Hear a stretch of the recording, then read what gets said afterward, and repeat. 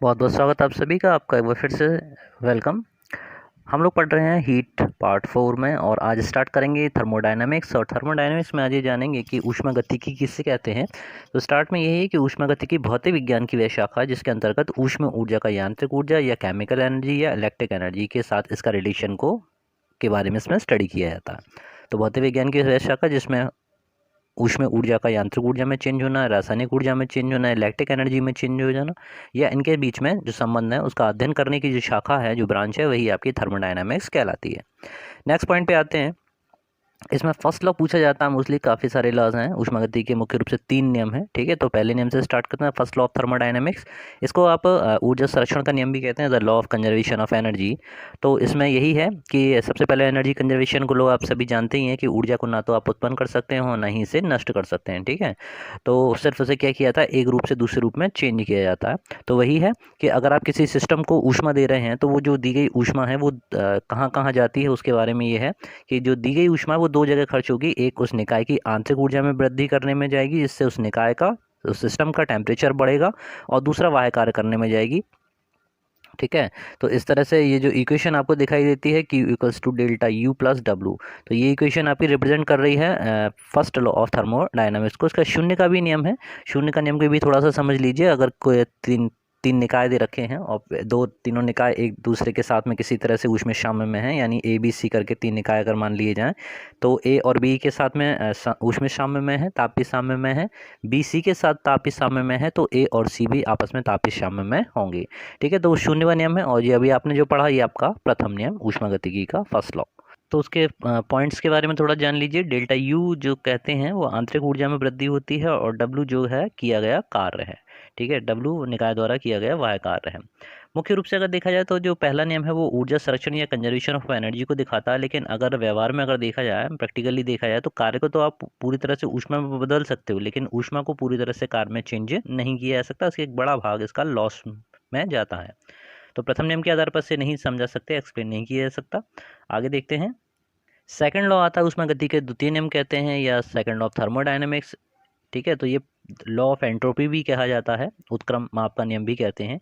और पहले नियम में ये डायरेक्शंस शो नहीं करता है कि जो कार्य है वो किस दिशा में हो रहा है। ऊष्मागतिकी प्रथम में ऊष्मा प्रवाहित होने की दिशा नहीं बताता, लेकिन दूसरा नियम ऊष्मा के प्रवाह होने की डायरेक्शन को भी बताता है, और उसके बारे में अलग अलग साइंटिस्टों के द्वारा, अलग अलग वैज्ञानिकों द्वारा स्टेटमेंट दिए गए हैं। आइए देखते हैं कौन से 2 स्टेटमेंट हैं।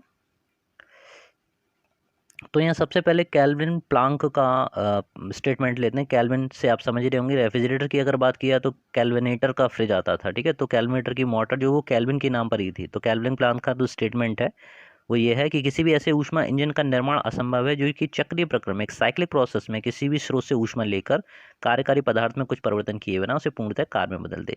ठीक है, तो इस तरह से इसकी जो क्षमता होगी वो सदैव 1 से कम होगी। ठीक है, इस सदैव क्षमता जो इसकी एफिशिएंसी जो है वो 1 से कम का मतलब यही है कि अगर ईटा आप लेके चलते हैं, आप दक्षता देखते हैं, ईटा इक्वल्स टू आपके पास में क्या मिलेगा, W/Q1 है। तो Q1 जो है वो दी गई ऊष्मा है। ठीक है, अवशोषित ऊष्मा है, और W जो है वो ऊष्मा के द्वारा किया गया कार्य है। यहाँ पर यही है कि संपूर्ण ऊष्मा को कार्य में चेंज नहीं किया जा सकता। सेकंड लॉ जो है वो क्लॉसियस का स्टेटमेंट है, और क्लॉसियस का स्टेटमेंट सीधा सीधा ये है कि किसी भी आप डिवाइस को नहीं बना सकते, ऐसी किसी भी स्वचालित मतलब और ऑटोनॉमिक, ठीक है, ऑटोमेटिक चलने वाली मशीन का निर्माण आपको असंभव है जो क्या करे कि चक्रीय प्रक्रम में बिना किसी बाह्य स्रोत से ऊष्मा की सहायता के बिना ऊष्मा को ठंडी वस्तु से गर्म वस्तु तक पहुंचा सके। ठीक है, देखा होगा आपने फ्रीजर में फ्रीज करने के लिए आपको बाह्य स्रोत यानी इलेक्ट्रिसिटी की आवश्यकता पड़ती है।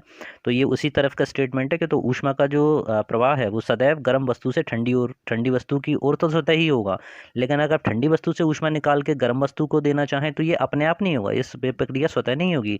इस प्रक्रिया को करने के लिए आपको किसी बाह्य स्रोत यानी विद्युत मोटर की सहायता लेनी पड़ेगी। ठीक है, यही जो सिद्धांत है, यही जो प्रिंसिपल है, ये आपका रेफ्रिजरेटर में अप्लाई किया जाता है। अब हम लोग समझते हैं थर्मोडायनेमिक सिस्टम और उसकी प्रोसेस के बारे में। ठीक है, तो ऊष्मागतिकी निकाय और उसका प्रक्रम में क्या है कि निकाय से कई बार बच्चे कंफ्यूज रहते हैं कि निकाय में क्या होता है। तो निकाय का सीधा मतलब है कि उस कोई एक विशेष कंडीशन है, और उस कंडीशन में आपका वॉल्यूम यानी आयतन, प्रेशर यानी दाब, और आपका टेम्परेचर यानी ठीक है ना ताप, इस इन्हीं के टर्म्स में उसको एक्सप्लेन किया जाएगा और ये सभी मिला के उसको एक थर्मोडायनेमिक सिस्टम या ऊष्मागतिक निकाय बनाएंगे। एग्जाम्पल में जैसे आप लिख सकते हैं कि सिलेंडर में भरी हुई गैस होगी और गैस का अपना आयतन होगा, उसका दाब भी होगा, उसका टेम्परेचर भी होगा। तो सिलेंडर में जो गैस भरी हुई है उसका एक अपना निकाय हो गया। इसी तरह से फुटबॉल में भरी हुई हवा है, उसका भी अपना प्रेशर है, आयतन है यानी वॉल्यूम और टेम्परेचर है। ठीक है, तो इस तरह से ये ऊष्मागतिक निकाय को आप समझे होंगे। अब बात करते हैं कि किसी निकाय को एक अवस्था से दूसरी अवस्था में ले जा रहे हैं। एक अवस्था से दूसरी अवस्था में ले जाने का मतलब ये कि उसके ताप, दाब और आयतन में से आप इन चीज़ों में चेंज करेंगे तो उसकी एक स्टेट से दूसरी स्टेट में वो चला जाएगा। तो इसके लिए कौन कौन सी प्रक्रियाएं अपनाई जाती हैं, तो जो भी प्रक्रिया या जो प्रक्रिया को अपनाया जाएगा उसको हम ऊष्मागतिक प्रक्रम कहेंगे। और ये कई सारे प्रकार के होते हैं। ठीक है, तो उनके टाइप्स देखते हैं ये कितने प्रकार के होते हैं। नंबर 1 पर हम आते हैं। नंबर 1 है आपका चक्रीय प्रक्रम, जिसको हम कहते हैं साइक्लिक प्रोसेस। साइक्लिक प्रोसेस में ये वही सही है कि जो निकाय है यानी जो सिस्टम में पी, वी और टी की बात कर रहे थे, P for pressure, V for volume और टी फॉर टेम्परेचर। ठीक है, तो वो जो निकाय है वो इन अवस्थाओं में होगा, पीवीटी के मान होंगे और वो अन्य यानी चेंज होता हुआ अपनी प्रारंभिक अवस्था में लौट आएगा। यानी जब कोई निकाय विभिन्न अवस्थाओं से होकर प्रारंभिक अवस्था में लौट आता है तो ऐसे प्रक्रम को आप साइक्लिक प्रोसेस या फिर चक्रीय प्रक्रम कहते हैं। होता क्या है कि इस निकाय में इंटरनल एनर्जी यानी आंतरिक ऊर्जा में कोई चेंज है यानी कोई परिवर्तन नहीं होता। ठीक है, तो इस तरह से डेल्टा यू का जो मान है वो आपका 0 हो जाएगा और क्यू और डब्ल्यू एक दूसरे के बराबर होंगे। ये आप समझ रहे होंगे कि किससे आया। अभी आपने ऊपर देखा था कि equals to W plus delta U का मान आपने देखा था। ठीक है, तो इस प्रक्रम के लिए जब डेल्टा यू आप 0 कर देंगे तो क्या बचेगा, सिर्फ क्यू इक्वल्स टू डब्ल्यू आपका बचेगा। तो वही चीज़ उसने यहाँ पर आपको दिखाई है कि क्यू इक्वल्स टू डब्ल्यू होगा कब, जब हम कौन सी प्रक्रम अपनाएंगे, साइक्लिक प्रोसेस लेंगे, तब उसको जितनी भी आप ऊष्मा देंगे वो सब किए गए कार्य यानी डब्ल्यू के बराबर होगी। तो इन स्टेटमेंटों का सीधा सीधा मतलब होता है, तो इनकी परिभाषा या इनका स्टेटमेंट जो है वो उनके चिन्हों को देख के आप इजीली समझ सकते हैं। समदाबी प्रक्रम के बारे में बात करें तो समदाबी नाम से पता चल रहा है, समदाब। ठीक है, दाब एक समान हो यानी आइसोबारिक प्रोसेस। आइसोबारिक प्रोसेस में क्या है कि इस निकाय में दाब है आपका एक समान रहेगा, उसको हम समदाबी प्रक्रम कहेंगे।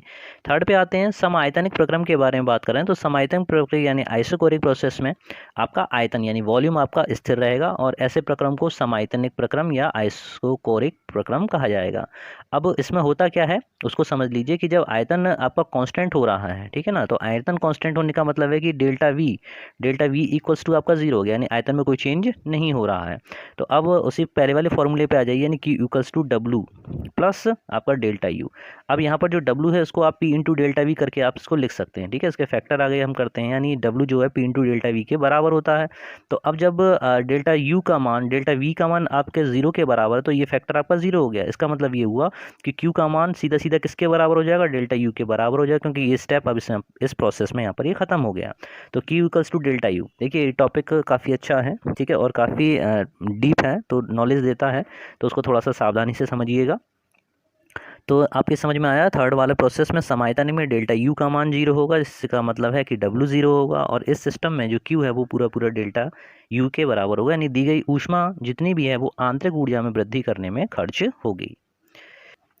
बात करते हैं अब समतापी प्रक्रम के बारे में। तो आइसोथर्मल प्रोसेस में समताप यानी टेम्परेचर इसमें आपका एक समान रहना है। तो इस प्रक्रम में जब भी टेम्परेचर चेंज नहीं होगा वो प्रक्रम आपका समतापी प्रक्रम कहा जाएगा। ये प्रोसेस धीरे धीरे होगी। ठीक है, कहने का मतलब ये है कि आपका जो ताप है, सिस्टम का जो ताप है वो चेंज नहीं होगा। अगर मीडियम आपका कंडक्टिव है, सुचालक है, तो जितनी ऊष्मा की आवश्यकता पड़ेगी वो वातावरण से ले लेगा। ठीक है, अगर ज़्यादा होगा टेम्परेचर वो तो वो वातावरण को दे देगा।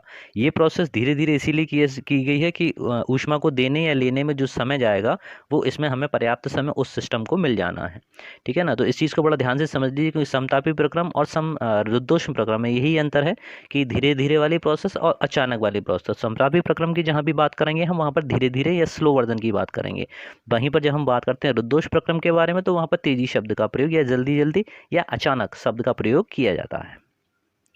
तो जैसे एडिवेटिव प्रोसेस या रुद्धोष्म प्रक्रम की हम बात कर रहे थे, तो रुद्धोष्म प्रक्रम में यही है कि इसमें निकाय में जो भी चेंज होगा, ठीक है, सिस्टम में जो भी परिवर्तन होगा उस समय निकाय ना तो अपने बाहर के वातावरण को कोई ऊष्मा दे पाएगा और ना ही वहाँ से ऊष्मा ग्रहण कर पाएगा। तो ऐसी जो स्थिति आएगी वो आपकी रुद्धोष्म प्रक्रम कहलाएगी। तो जैसे पहले भी मैंने बताया ये प्रक्रम आपका तेजी से होगा, ठीक है, फास्ट प्रोसेस में होगा, ठीक है, या अचानक होगा या यकायक होगा। तो इन शब्दों से हम ये पता कर लेते हैं इजीली कि वहाँ पर कौन सा प्रक्रम अपनाया गया है। आइए इसके कुछ एग्जाम्पल देखते हैं। तो इसके एग्जाम्पल को अगर समझना है तो सबसे पहला एग्जाम्पल इसका साइकिल का ट्यूब अगर अचानक फट जाए तो उसमें से जो हवा निकल कर वायुमंडल में जाएगी वहाँ पर रुद्धोष्म प्रक्रम होगा। होगा क्या कि अचानक फैलाव के कारण जो है ऊष्मा बाहर से नहीं ले पाएगा, ठीक है, वो ऊष्मा उसी गैस के यानी उस टायर के अंदर भरी हुई गैस से ली जाएगी। अगर आपने कभी उस हवा को छू के देखा हो यानी हाथ पर अगर फील किया हो तो वो हवा आपको ठंडी लगेगी। तो इसका मतलब ये है कि उस सिस्टम इतनी फास्ट हुआ, ये प्रक्रिया इतनी तेज़ी से हुई कि उसको बाहर से ऊष्मा लेने का टाइम नहीं मिल पाया। तो उसके लिए उसने क्योंकि प्रसार हो रहा है गैस का, ठीक है, और सीधी सीधे पाइप के आयतन से निकलकर वो वायुमंडल के प्रसार में जा रही है, तो उसका प्रसार हो रहा है। तो प्रसार होने के लिए जो उसकी टेम्परेचर है, ठीक है, जो आंतरिक ऊर्जा में ताप है वो उस गैस के अंदर से लिया जाएगा, जिससे वो गैस जो है वो ठंडी प्रतीत होती है। और ये घटना आपकी रुद्धोष्म प्रक्रम या एडियाबैटिक प्रोसेस में कहलाती है। तो वही चीज़ यहाँ पर है कि अचानक फैलाव के कारण यह ऊर्जा बाहर से नहीं ले पाती है और प्रसार के लिए आवश्यक ऊर्जा अपनी आंतरिक ऊर्जा से ग्रहण करती है। आंतरिक ऊर्जा घट जाती है, जिससे वायु का ताप भी घट जाता है। इसी तरह से ड्राई आइस, ठीक है, शुष्क बर्फ को अगर हम बनाते हैं तो उसमें भी यही किया जाता है कि कार्बन डाइऑक्साइड को अचानक प्रसारित कर दिया जाता है, ठीक है, उसका भी फैलाव कर दिया जाता है। अचानक प्रसार में क्या होता है कि वो ठंडा होकर बर्फ में कन्वर्ट हो जाता है। इसे ही शुष्क बर्फ या ड्राई आइस कहते हैं। बहुत काफ़ी अच्छे पॉइंट्स हैं, तो आप इन सभी चीज़ों को अपने पास मेंशन करते जाइए और बहुत ही अच्छा रहे तो दिमाग में अच्छी तरह से इन्हें बार बार सुन के रिपीट कर लिया करिए। दूसरा एग्जाम्पल हम लेते हैं कि अगर थर्मस में भरी हुई चाय को तेज़ी से हिलाया जाए, ठीक है, तो वह गर्म हो जाती है। इसका कारण क्या है? इसका कारण भी यही है कि हिलाने से चाय की परतों के बीच जो श्यान बल उपस्थित है उसके विरुद्ध कार्य किया जाता है और उस कार्य को करने से चाय की आंतरिक ऊर्जा बढ़ जाती है और उसके फलस्वरूप चाय का जो टेम्परेचर है वो बढ़ जाता है। ठीक है, तो ये आपका पार्ट 3 था और पार्ट 3 के बाद में बहुत ही जल्दी यानी जैसे ही हमारी हीट की श्रृंखला कंप्लीट होगी हम बहुत ही जल्दी इलेक्ट्रिसिटी पर बेस कुछ अच्छे से और भी डीप नॉलेज वाले वीडियोस लेके आएंगे आप सभी के लिए। अच्छा, एक चीज़ हम आपसे कहना चाहेंगे कि अभी जितने भी वीडियोस आप लोग देख रहे हो, ठीक है, ये बेसिक हैं, ठीक है ना, स्टार्टिंग है, ये बहुत हल्के हल्के पॉइंट्स हैं, आपको डीप नॉलेज नहीं दी जा रही है, थोड़ा और यानी लेवल 1 और लेवल 2 की बातें चल रही हैं। अभी लेवल 5 और लेवल 6 अभी हमारा बचा हुआ है। तो उस चीज़ को दिमाग में रख के चलिए कि ये सब आपका बेस बनाने के लिए है। तो कोशिश करिएगा सभी लोगों में प्रचार प्रसार करने के लिए और बने रहिए मेरे साथ में। इसी तरह से मिलते हैं नेक्स्ट वाली वीडियो में, तब तक के लिए जय हिंद, जय Bharat, thank you very much.